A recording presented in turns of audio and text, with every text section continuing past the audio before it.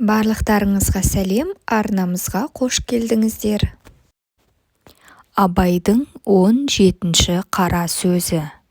Қайрат, ақыл, жүрек үшеуі өнерлерін айтысып, таласып келіп, ғылымға жүгініпті.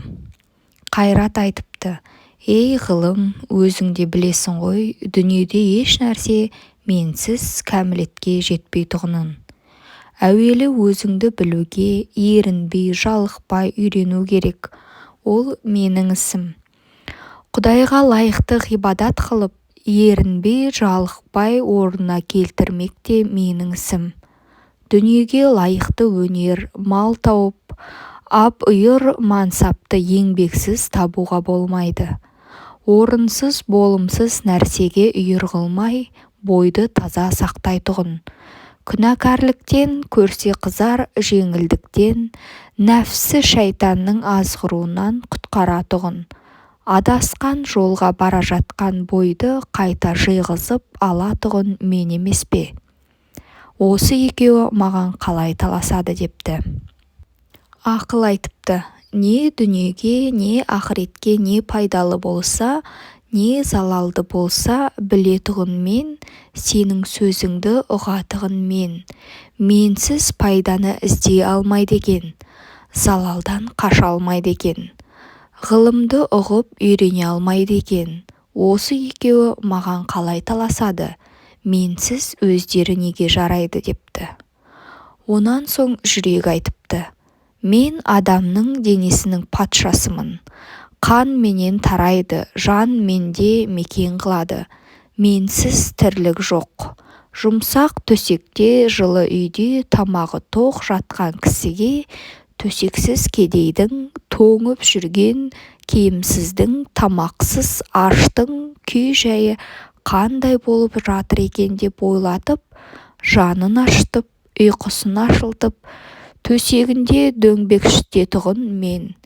Үлкеннен ұят сақтап, кішіге рақым қылатұғын мен. Бірақ мені таза сақтай алмайды, ақырында қор болады. Мен таза болсам, адам баласын алаламаймын. Жақсылыққа елжіреп еретұғын мен, жаманшылықтан жиреніп, тулап кететұғын мен.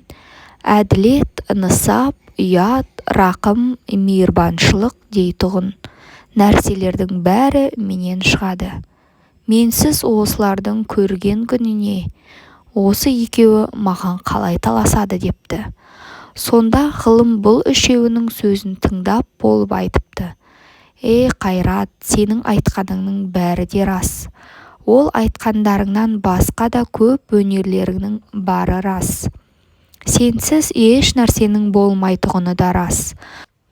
Бірақ залалың да мол, кейде жақсылықты берік ұстап, кейде жамандықты берік ұстап кетесің, соның жаман» депті. «Ей ақыл, сенің айтқандарыңның бәрі де рас. Сенсіз еш нәрсе табылмайтұғыны да рас. Жаратқан Тәңіріні де сен танытасың, жаралған екі дүниенің жайын да сен білесің.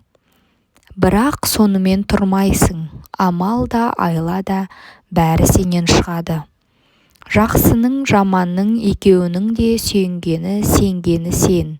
Екеуіңнің іздегенін тауып беріп жүрсің, соның жаман» депті. «Сен үшеуіңнің басыңды қоспақ менің ісім» депті. «Бірақ сонда билеуші, әмірші жүрек болса жарайды. Ақыл сенің қырың көп, жүрек сенің ол көп қырыңа жүрмейді. Жақсылық айтқаныңа жаны, діні құмар болады, көнбек түгіл қуанады. Жаманшылық айтқаныңа ермейді, ермек түгіл жиреніп үйден қуып шығарады.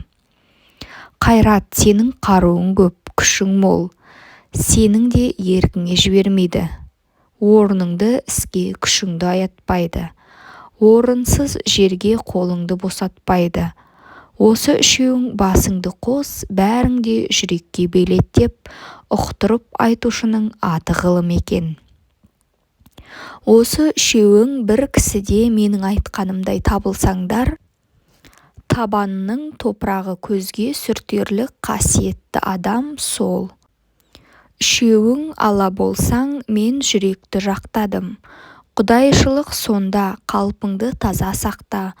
Құдай тағала қалпыңа әрдайым қарайды деп кітаптың айтқаны осы депті.